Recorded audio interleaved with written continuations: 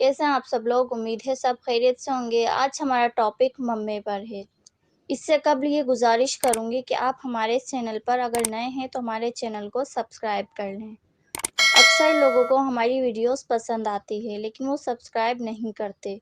Subscribe करने से हमारी हौसला अफ़ज़ाई होती है, लिहाज़ा इसमें कंजूसी ना किया करें। चलें आएँ टॉपिक की तरफ।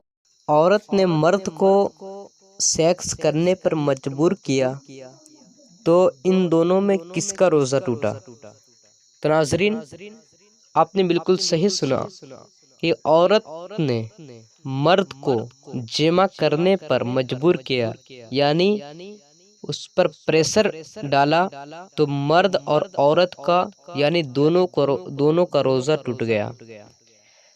मसलन औरत ने मर्द को मजबूर किया सेक्स करने पर और मर्द ने कर लिया, तो सिर्फ मर्द का ही नहीं बल्कि औरत और मर्द दोनों का रोज़ा टूट गया। लेकिन नाज़रीन, औरत पर कफ़ारा वाजिब है। सिर्फ औरत पर कफ़ारा वाजिब है, मर्द पर नहीं, बल्कि वो सिर्फ क़ज़ा रोज़े रखेगा, यानी मर्द सिर्फ क़ज़ा रोज़ा रखेगा और औरत पर कफ़ारा लाजिम है कि वो कफ़ारा अदा करे।